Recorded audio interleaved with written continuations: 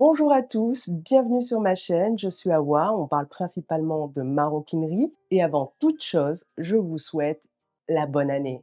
Beaucoup de personnes en cette période redéfinissent un petit peu leurs objectifs. Pour ma part, je suis plutôt dans une démarche de faire ça tous les trimestres. Par contre, pour ma collection de sacs, c'est l'occasion parfaite de faire une wishlist. Mais pourquoi faire une wishlist? Tout simplement pour se concentrer sur des pièces qu'on a réellement envie. Quand vous êtes tenté par tel ou tel article nouveau qui vient de sortir, par un achat qui n'était pas forcément essentiel, il me suffira tout simplement de regarder cette wishlist et de me dire tout simplement que je vais retarder forcément l'acquisition d'un de ces souhaits. Cela permet aussi de structurer sa pensée. Aujourd'hui, on a énormément de choix et donc ça permet de hiérarchiser les pièces qui vous sont importantes et que vous souhaitez réellement. La wishlist est d'ailleurs devenue un élément marketing important pour les sites e-commerce. Ça permet de la rétention, ça permet de fidéliser la clientèle, ça permet vraiment d'acter un acte d'achat plus facilement parce qu'on aura pris le temps de le comparer à d'autres articles. Ça permet aussi à un site e-commerce de voir la popularité d'un article. Donc forcément, lorsqu'on établit nous-mêmes une wishlist, ça a des avantages vraiment de structurer ses objectifs. Il est très très dur d'ailleurs de limiter sa wishlist. C'était un exercice difficile pour moi de dire quelle pièce je souhaite parce qu'on est vraiment tenté par d'innombrables possibilités, marques, accessoires, vêtements, bref, on peut vite déborder. Donc c'est aussi travailler sur soi-même. Ça permet aussi de voir un petit peu le budget qu'il faudrait dépenser pour obtenir cette wishlist. Et pour la mienne, il faut être transparent, je n'aurai pas le budget, mais au moins, ça me permettra de ne pas me dissiper à vouloir tel ou tel accessoire. Vous pouvez mettre ça sur papier, créer une galerie dans votre téléphone dédiée aux pièces que vous souhaitez. Il y a différents supports pour cela. Donc on a compris, une liste d'envies pour prioriser ses envies. Le second plan sera d'établir une stratégie budgétaire, comment on va pouvoir cagnotter, comment on va récupérer de l'argent pour pouvoir financer ses achats, mais ça peut faire l'objet d'une autre vidéo si ça peut vous intéresser. Et pour ma part, j'ai l'impression que je suis un peu trop ambitieuse. Donc c'était un exercice très difficile de délimiter des pièces qui vont être stratégiquement intéressantes pour ma petite collection de sacs à main. Il y a d'autres envies qui ne vont pas forcément être exclusivement des sacs à main. J'ai hésité d'ailleurs à vous faire par typologie, catégorie ou par marque. Et je pense que je vais faire tout simplement par catégorie et par marque. Commençons maintenant avec ma wishlist 2023. Et on va commencer avec la bijouterie. J'aimerais investir dans quelques bijoux. Je ne suis pas une personne à bijoux. Pendant longtemps, je n'ai pas porté de bijoux. D'ailleurs, mon entourage le remarque de suite quand je mets des boucles d'oreilles. C'est depuis quelques mois, un an peut-être, que je remets des bijoux. Le seul réel bijou que j'ai porté exclusivement, c'est un collier Gigi Clouseau. J'ai le bracelet qui va avec, donc c'est la version résine rubis que j'apprécie énormément, c'est assez discret, je ne le sens plus. Aujourd'hui, il est un petit peu abîmé dans le sens où vous avez une boule de résine qui a explosé. Le bracelet, je dois l'amener en réparation et il faudrait vraiment que je le fasse cette année. Et c'est peut-être une pièce que j'aimerais bien racheter. Donc soit en nouveau coloris, soit une version couleur rubis aussi, mais avec des diamants. Vous avez une version où il y a 3 diamants. Je ne sais pas s'il y a une hauteur différente en fait pour jouer un peu la superposition. Après, il y a d'autres couleurs qui pourraient m'intéresser, notamment la couleur scarabée, le nude, le fauve, le caramel, mais j'ai peur que sur mon teint, ça ne corresponde pas forcément. En tout cas, j'aimerais bien réinvestir dans une parure Gégé Clouseau. Il y a aussi la bague Serpentis avec un seul tour. Vous avez différentes versions de cette bague, mais moi je préfère vraiment un seul tour. J'aime pas forcément l'effet avec la tête du serpent, mais j'aime bien l'effet écaille. J'ai peur aussi que ça soit dérangeant en termes de bague, un peu comme la Cartier Clou, où vous allez vous prendre dans les vêtements et moi je veux que mes bijoux soient agréables à porter, même que je les sente plus. Cette bague m'intéresse fortement, elle a augmenté de 100 €. Elle était à 1 200 il y a même pas 3 mois. C'est une alternative à la bague Love Cartier que tout le monde a. Elle est mignonne cette bague, mais comme tout le monde l'a, ça me donne peut-être moins envie. Ça reste quand même un bon investissement et effectivement, les prix Cartier vont sûrement continuer à augmenter. Mais si c'est pour avoir la bague que tout le monde a, je ne vois pas l'intérêt. Par contre, une bague que tout le monde a en argent et que j'aimerais bien en or, c'est la version chaîne d'encre de Cartier. Donc effectivement, c'est un prix différent par rapport à de l'argent, mais j'aime beaucoup ce modèle et je trouve qu'il est très discret, très, très joli. Elle est à 1 850 €, elle est vraiment chère, mais ce n'est rien face à la bague qui m'obsède et qui est aussi de la maison Hermès, c'est la bague chaîne d'encre KO. Donc là, le prix est hors norme, mais c'est typiquement la bague de mes rêves. J'ai vraiment un crush pour cette bague, je suis obsédée par cette bague. Elle est vraiment sublime, mais le prix est à 3 500 € et donc elle reprend un petit peu les codes de Hermès. Vous avez le fermoir roulis, vous avez la chaîne d'encre et vous avez des petites chaînes, d'encre avec des diamants. Vraiment, cette bague, c'est typiquement la bague de mes rêves. Je l'aime beaucoup, beaucoup. Donc si je devais prioriser un bijou, ça serait celui-ci. J'aime beaucoup aussi les colliers Van Cleef à l'Ambra. À la base, j'étais tentée par le petit collier simple avec la version pierre rouge, mais comme beaucoup de personnes possèdent ce modèle, je serais beaucoup plus tentée par la version tigre. Donc j'adore la version avec 10 motifs, je trouve ça magnifique, mais le prix à 9 000 et quelques est assez élevé et je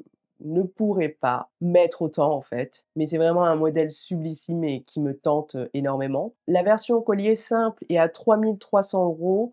Sincèrement, je prioriserai d'abord la bague pour un bijou, mais la version tigre est moins vue, c'est quelque chose qui me correspond plutôt bien. Le bracelet a l'air beaucoup trop gros à mon goût, donc il ne m'intéresse pas. J'ai peur qu'il soit trop, dérangeant. J'aime bien avoir, pas forcément de bruit, j'aime plutôt les bijoux fins. Pour les colliers, on peut se permettre beaucoup plus de fantaisie puisque c'est directement plaqué contre vous. Donc voilà pour ma sélection bijoux qui, clairement, ne sera pas finalisée cette année. Passons maintenant aux articles de la maison. Alors, il y a deux-trois petites pièces qui peuvent m'intéresser et moi, j'ai un crush pour la marque Selecti. Le designer Unto Balmoral a réédité un partenariat avec Selecti. Donc, c'est tout simplement celui qui a fait cette pièce-là. Et donc là, c'est encore une lampe statue. J'adore les statues. J'aimerais avoir des statues géantes dans ma maison.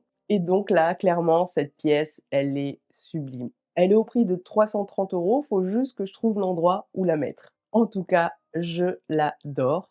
D'ailleurs, ça me fait penser que j'ai oublié de mettre une statue de Dostoïevski, donc c'est une entreprise française qui fait ça. J'ai déjà leur statue Napoléon et j'aimerais bien celle de Dostoïevski, tout simplement parce que c'est mon auteur préféré. Je suis une groupie, clairement. Mais bref, donc j'ai plus ou moins plusieurs statues et même un pied. Alors je ne suis pas fétichiste, mais j'aimerais bien du concepteur Marc Antonio avec une association donc avec Seletti et donc vous avez plusieurs parties de corps comme ça qui est repris en porcelaine fine, typiquement ce que j'adore. Encore chez Seletti, ils ont une collection art de table, mais sublissime. Actuellement d'ailleurs, ils font un partenariat avec Diesel et il y a pas longtemps, il me semblait que c'était avec la NASA. Mais bref, ils reprennent en fait le concept d'anciennes assiettes ou du moins du design d'anciennes assiettes de l'Est et de l'Ouest se mélangeant et ça fait quelque chose de sublissime à mon goût. Sincèrement, j'adore le côté un petit peu décalé de Selecti. Ils reprennent un petit peu les codes qui reflétaient les anciennes productions de porcelaine, que ce soit occidentale ou orientale, et ça fait une décoration complètement déstructurée que j'adore. Bref, Seletti, je vous adore. Dernière pièce que j'aimerais bien, mais qui, dans ma tête, a quand même une barrière psychologique, c'est un vase de Louis Vuitton. J'ai un peu de mal de mettre autant dans un petit vase qui reprend juste les codes d'un sac à main. C'est peut-être un petit peu trop. Je suis sûre que le savoir-faire est présent, mais c'est pas leur expertise initiale. En tout cas, j'adore ce petit vase, je le trouve parfait et ça serait effectivement pour mon dressing. Voilà, il fait vraiment partie de ma wishlist. Mais est-ce que je vais vraiment franchir le pas de l'acquérir et que ma barrière psychologique va faire que je vais passer à l'acte? Je suis moins certaine. On va passer rapidement vers les accessoires, les vêtements et ce que j'aimerais bien acheter. J'aimerais avoir beaucoup plus de ceintures. Donc, effectivement, les ceintures Hermès me tentent beaucoup plus que la plupart des autres marques. J'ai déjà une ceinture Hermès et sincèrement, j'aimerais continuer à acheter des ceintures Hermès qui permettent d'avoir quelque chose de plus discret, qui a vraiment une qualité et j'aime beaucoup le concept des ceintures Hermès. Forcément, la Kelly en gold, attribut gold, m'intéresse, mais d'autres motifs aussi peuvent m'intéresser, notamment la version roulis. Donc voilà, j'aimerais acheter 2 ou 3 ceintures Hermès cette année. En vêtements, je ne vais pas acquérir des vêtements de marque, je vais miser plutôt sur des articles de bonne qualité qui vont durer dans le temps. J'ai déjà des habits, donc j'ai pas besoin d'en racheter et je suis vraiment dans une logique de ne pas acheter si je n'ai pas besoin actuellement. Peut-être exception pour les blazers parce que j'ai l'impression d'avoir commencé une petite collection de blazers aussi. C'est vraiment la chose qui me plaît, énormément sur une tenue, j'adore ça. Il va falloir quand même que je renouvelle certaines parties de ma garde-robe dans le sens où, beh, ça ne me correspond plus, ce n'est plus le style que je souhaite ou ça ne me va plus. Même si je les adore et je les trouve magnifiques, il faut que je m'en débarrasse et je vais les mettre sur Vinted. Cependant, si on avait le droit de rêver, la marque qui me plaît énormément en tenue vestimentaire, beh, c'est Fendi. Et si je devais choisir qu'une pièce, ça serait une veste en cuir que je trouve sublissime. Elle est parfaite. J'adore les vestes en cuir comme ça marron. Pour moi, ça serait ce modèle-là. Mais le prix est à 6 500 €, donc clairement, ça ne fait pas partie de ma wishlist, c'est juste de l'utopie. Par contre, j'aimerais bien investir dans une belle paire de chaussures. J'ai acheté des paires de chaussures, Jimmy Choo notamment pour des talons, pour des occasions. Avoir de belles paires, c'est important, mais pas 50 000. Et j'aimerais bien une belle paire de bottes marron. Donc chez Fendi, j'ai peut-être trouvé quelque chose qui me plaît.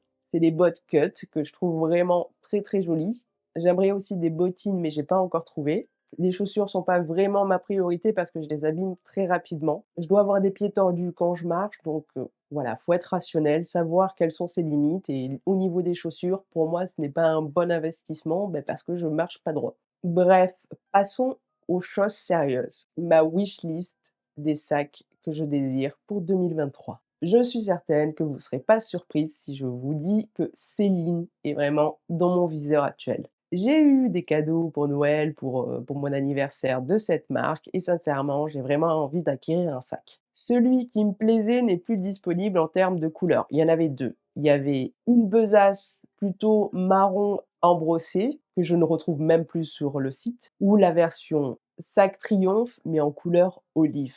Oh, mon Dieu, il est sublissime dans cette couleur. En tout cas, pour moi, c'est la couleur parfaite. J'ai pas envie d'acheter un noir. C'est pas mon truc, les sacs noirs, mais il m'en faudrait quand même, en fait. Alors, pas dans ce format-là, mais si la couleur olive était encore disponible, je serais allée l'acheter. De toute façon, il faut que j'aille en boutique, voir, tester un petit peu le modèle qui me correspond un petit peu le mieux. Il y a d'autres couleurs qui peuvent m'intéresser, notamment le bronze, soit la couleur classique tan qui est un peu plus chère, mais qui a des surpiqûres et j'adore les sacs avec des surpiqûres. Si je devais partir par un sac noir, parce que franchement, c'est un très beau modèle qui peut être parfait pour les soirées, c'est celui avec la version chaîne. Soit avec le Céline en doré, soit le Céline en noir pour quelque chose de vraiment discret, de confidentiel. Donc voilà, il faut vraiment que j'aille en magasin, j'irai et choisir un petit peu le modèle qui me convient le mieux. Donc voilà, Céline est dans mes objectifs premiers. Il y a aussi Louis Vuitton qui me chatouille la tête et notamment le Capucine qui m'intéresse fortement.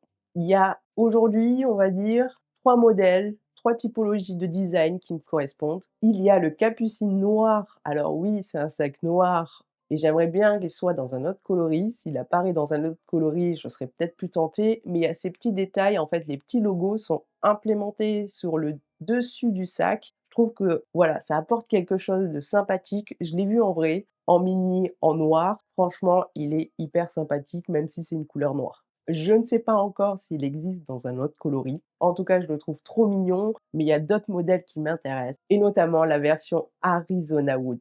Oh mon Dieu, je l'aime trop. Ces 3 différentes couleurs sont magnifiques. Alors effectivement, moi j'adore tout ce qui est un petit peu cow-boy, l'univers, les couleurs. Pas sûr qu'on peut se trimballer avec ce sac à Monument de Vallée, mais en tout cas, Il est trop mignon, donc j'aime beaucoup. Très classique, il existe seulement en version grand, pas en mini. Alors j'aimerais plutôt un version mini, je sais pas encore. Mini, grand, je sais pas. Il faut que je teste. Je suis plutôt petit sac, mais vu que c'est un sac qui va se garder dans le temps, c'est un sac qui peut faire très dame, donc à voir. Mais j'avoue que l'Arizona là, il est trop beau. Dernier capucine qui actuellement m'intéresse, c'est la version orange avec cette pierre au milieu un petit peu verte. Je trouve l'association des couleurs super sympa. Version mini, donc c'est un sac coloré. Je trouve qu'il compléterait très bien ma collection. Il est vraiment simple et à la fois il y a un élément qui fait toute la différence. Donc voilà, je veux un capucine cette année dans ma collection, mini ou grand, à voir. J'aimerais bien chez Louis Vuitton la petite malle que je trouve hyper sympa et moi forcément c'est le monogramme reverse. Je l'ai vue en version jaune et elle était vraiment, vraiment magnifique, sublissime. Donc c'est une pièce qui ne fait pas partie de mes priorités, mais que je trouve très, très jolie et je pense que les prix vont encore augmenter chez Louis Vuitton. C'est un petit peu compliqué, on peut pas tout avoir, mais en tout cas j'aime beaucoup cette pièce. Chez Bottega Veneta, il y a un sac, je ne sais pas s'il sera encore disponible. Je l'ai loupé 2 fois. 2 fois, je me suis dit: «Non, le prends pas» parce que ce n'est pas un sac pratique. C'est le sac double kno, en effet un petit peu spaghetti que je trouve divin. Il a quelque chose de très particulier. J'adore vraiment ce sac. Je sais qu'il est un peu plus dur à avoir. Il avait disparu du site, il est réapparu. Il était disponible à un moment sur MyTeresa, il a disparu, il en restait qu'un et en fait, je l'avais mis dans mon panier. Mais c'est le côté sac pas pratique, pas de bandoulière, juste poignée à la main. Est-ce que je veux prioriser sur des articles qui ne sont pas si faciles à porter, que je vais pas forcément porter au quotidien? Ça sera seulement pour des événements. Clairement, je l'adore, hein. Vraiment, c'est le type de design que j'adore. C'est très particulier, j'assume. Malheureusement, j'ai peut-être laissé passer mon occasion, mais il fait quand même partie encore de ma wishlist. Passons rapidement à Dior et j'aimerais forcément un Lady Dior. Je suis pas du tout fan des sacs Dior, c'est pas ma came. Il y a un sac hyper populaire, je crois qu'il s'appelle le Bobby, mais ce sac, je comprends pas la vibe parce que moi personnellement, je sais pas si je peux le dire sur YouTube. Beh, la fermeture, je vois quelque chose, j'ai l'impression que ça représente voilà, je sais pas s'il y a que moi qui vois ça, mais moi je vois un attribut masculin et ça me perturbe. Donc c'est vrai que chez Dior, je trouve pas forcément beaucoup de choses de merveilleux, que les classiques. Le saddle aujourd'hui, peut-être pas parce que, bah, c'est pas forcément, un sac prioritaire, mais en tout cas, c'est un très, très beau sac et par contre le Lady Dior, c'est vraiment un sac qui m'intéresse. Alors je le voudrais pas forcément très conventionnel, je voudrais qu'il soit un petit peu excentrique, qu'il y ait de la tapisserie dessus, de la broderie, des strass, des paillettes. J'aimais beaucoup le rose blush comme tout le monde, mais là, j'avoue que j'aimerais quelque chose un peu fantaisie. Alors pourquoi pas la seconde main pour le Lady Dior? On peut trouver des prix hyper intéressants de ce modèle en seconde main, à voir. Je pense que c'est un sac hyper intéressant à avoir dans sa collection. On repasse rapidement chez Bulgari et j'aimerais bien leur pochette serpentis. Ça reprend effectivement les codes du Fundy First, mais sincèrement en doré, elle me plaît énormément. Je la trouve très, très jolie. C'est pas forcément une pièce très populaire, mais moi j'aime beaucoup. Passons rapidement à Chanel et j'ai fait le choix, bah, de ne pas aller vers Chanel. Sincèrement, il y a le petit modèle actuellement dans une couleur un peu vert jaunâtre, du moins sur la photo parce que les couleurs peuvent être différentes, mais un peu cacadois qui me correspond complètement. J'adore ce sac, il est magnifique. Mais j'ai peut-être loupé le coche. J'ai commencé ma collection un peu tardivement. Je n'ai pas eu l'opportunité, je n'avais pas les moyens de m'acheter un Chanel avant. Et aujourd'hui, beh, j'ai peut-être loupé l'occasion d'en avoir un, les prix par rapport à la qualité, je vois trop, trop, trop de retours où le sac s'abîme hyper rapidement, les coins explosent parce qu'un simple petit frottement a fait que le cuir s'est abîmé. C'est impossible pour moi psychologiquement d'investir dans une pièce aussi chère et craindre, bah, qu'elle soit abîmée à chaque mouvement, quoi. Non, ce n'est pas possible. C'est vraiment un sac que j'adore, que j'aurais aimé avoir, mais voilà, et parfois il faut renoncer, il faut savoir dire stop, se mettre des limites. Alors si je trouve une opportunité d'un sac Chanel vintage, pourquoi pas, mais les prix ont énormément augmenté. Peut-être un modèle complètement différent qui me permettra d'avoir un sac Chanel, mais pas forcément le timeless, à voir. C'est la touche peut-être, mais tant pis, j'ai, loupé le coche, j'ai loupé l'occasion ou pas en fait. Non, j'avais pas les moyens de, donc bah, tant pis, pas de Chanel pour moi. Chez Yves Saint Laurent, vu l'augmentation des prix, je sais pas si beaucoup de sacs m'intéressent, mais en tout cas, c'est vrai que le sac du jour en petit version beige pourrait m'intéresser. Si je le trouve en seconde main ou si je le trouve, je sais pas, à la Vallée Village ou en réduction, pourquoi pas, mais c'est vraiment pas une de mes priorités. Et on passe chez Fendi et chez Fendi, il y a une pièce que j'aimerais bien avoir, mais en seconde main parce qu'il n'est plus disponible. C'est tout simplement le sac baguette multicolore FF Canva.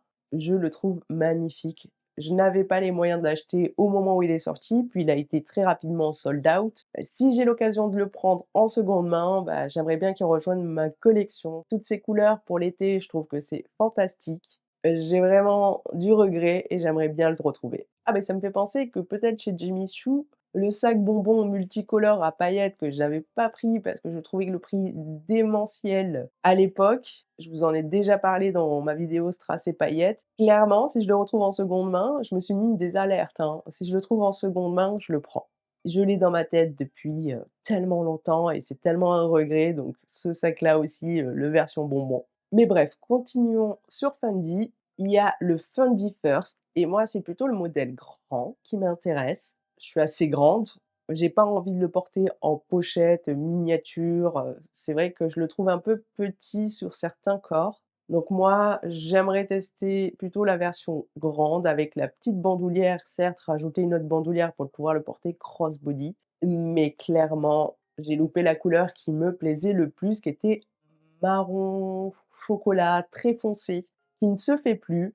Donc je partirais peut-être sur un coloris plutôt clair, marron, sable, gris tournelle, à voir. Et sincèrement, je serais même tentée par une petite version. Il y a la version midi qui est sortie, qui doit être encore un juste milieu. Et si le gros modèle qui s'appelle medium, j'en conclus qu'il pourrait avoir un sac encore plus grand. Affaire à suivre. Et passons à la dernière marque dans lequel j'ai envie d'avoir des pièces cette année et que je fais le nécessaire depuis quelque temps pour obtenir une pièce, mais impossible d'avoir en région parisienne un rendez-vous. C'est vraiment pénible. Heu voilà, ça fait quelque temps que j'essaye, je dois être à je sais pas combien de demandes de prise de rendez-vous. Mais bon, c'est vraiment un peu frustrant qu'à Paris, ben voilà, je pense qu'on priorise quand même, les étrangers. Donc j'arrive pas du tout à avoir de rendez-vous. Bah, écoutez, je vais persévérer, je vais continuer, je vais pas lâcher l'affaire, je vais aller en magasin, je vais me bouger mais disons que j'aime pas du tout ce jeu-là. Si j'étais en région, j'aurais beaucoup plus apprécié jouer le jeu parce que, beh, tu as le contact des vendeurs, créer un lien. Là, à Paris, ça brasse tellement que ça perd un petit peu du charme. Donc voilà, un de mes objectifs de cette année, c'est de décrocher un de rendez-vous. Voyons un petit peu les sacs qui m'intéressent et comme par hasard, bah, c'est les sacs que tout le monde souhaite. Ma priorité serait un Kelly 25, coupe sellier en cuir Epson, absolument couleur dorée et champagne et ça met un critère assez difficile puisque le palladium est plus souvent proposé. C'est vrai que moi, bah, ça sera non, désolée, je vais pas mettre autant d'argent dans un sac qui ne correspond pas du tout aux couleurs que j'aime porter et l'argenté dans le sac de mes rêves, bah, c'est hors de question. Et la couleur, je suis assez ouverte sur la couleur, pas trop quand même. Pas un noir, ça c'est sûr. Couleur tché, couleur nude, gold. J'adore les surpiqûres, donc s'il y a des surpiqûres, ça serait super. Clairement, je suis assez ouverte, même à des couleurs un petit peu acidulées. Après, j'aimerais bien pour que le premier soit plutôt un coloris neutre et tout. Voilà, il y a vraiment beaucoup de possibilités au niveau des couleurs, mais j'aimerais bien quelque chose de nude, sauf du noir. Pas de gris aussi, je suis pas trop gris donc j'arrive pas trop à l'associer.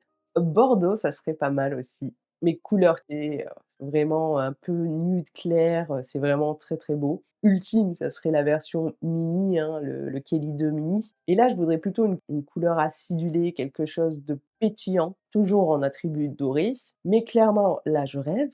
Jaune poussin, c'est une couleur qui me plaît beaucoup. En deuxième position, ça serait le Birkin. Alors pour le Birkin, j'aimerais bien un petit modèle. Je suis assez ouvert sur la taille. Il faudrait que je le teste en fait par rapport à ma morphologie, mais plutôt petit, j'en veux pas un grand. Ça, c'est certain. J'aimerais beaucoup qu'il ait des surpiqûres. Après, j'ai une préférence quand même pour l'étou dans cette version, même si le gold est magnifique, hein. Enfin, si j'en ai un des 2, hein, je veux pas me plaindre, hein. Mais clairement, plutôt petit modèle, attribut gold ou rose gold, hein, cuir Epson. Et le dernier sac que j'aimerais bien, du moins qui fait partie de ma wishlist, le picotin peut m'intéresser aussi, mais je suis pas sûre. Je suis pas sûre qu'il soit adapté à mon usage. J'aime bien le roulis aussi. J'aime beaucoup le roulis et c'est aussi un sac que j'aimerais bien avoir. Mais disons que le troisième sur le podium, ça serait un Constance et un Constance avec les attributs rose gold, ça serait le summum et la couleur violette. Donc je sais pas le nom exact, je pense que c'est violet, hein, le nom exact, il faudrait que je recherche, j'ai un petit peu oublié. Mais clairement en violet, je le trouve trop, trop beau. Donc là, on est vraiment sur du rêve et si j'ai déjà un de ces sacs à la fin de l'année, bah, ça serait excellent. Je vais continuer à essayer de prendre des rendez-vous, je vais pas lâcher l'affaire. Ce qui est un petit peu pénible, c'est que, bah, il y a des journées où je peux pas, parce que j'ai des rendez-vous que je dois assurer et je peux pas les décaler, c'est pas très professionnel. Ce système d'être, un petit peu, flex, est un petit peu compliqué. Parce qu'on n'a pas vraiment l'horaire. Ça se trouve, s'il me posait le matin, ça serait parfait parce que l'après-midi, je suis full et je pourrais complètement faire un aller-retour pendant quelques heures. Je sais plus combien de rendez-vous j'ai essayé déjà de prendre. Je vous mettrai le nombre un de ces jours ou si j'arrive à en avoir un, je vous compterai le nombre de mails et de prises de rendez-vous refusées et je pense maintenant que ma wishlist est terminée. Donc vous l'aurez vu, vous l'aurez compris, elle est assez conséquente. Je ne pourrai pas tout avoir, je n'ai pas les moyens de tout prendre. Il faut que je priorise dans ma priorisation. Je vais essayer de développer des petites stratégies pour cagnotter plus rapidement, de différentes manières, voir un petit peu ce que je peux mettre en place. J'ai deux trois petites idées, je ne sais pas si ça peut vous intéresser. Mettez-les moi en commentaire si c'est le cas. Bien entendu, bah, vous le savez, cette chaîne est pour partager, donc n'hésitez pas à me mettre, je sais pas, votre top 3 en termes de wishlist de vos sacs et ça aussi, ça va être un exercice difficile à faire pour vous. Pour faire ma wishlist par rapport à ma chaîne YouTube qui est toute nouvelle, hein, vous le savez, mon souhait, c'est d'arriver à proposer une vidéo par semaine. C'est un emploi du temps, c'est une organisation à prendre. Bien entendu, continuer à m'améliorer. Encore une fois, je vous souhaite une très, très bonne année. Merci d'avoir regardé cette vidéo. Comme d'habitude, je vous laisse un petit indice pour savoir quel sera le prochain sac mis à l'honneur. Bye!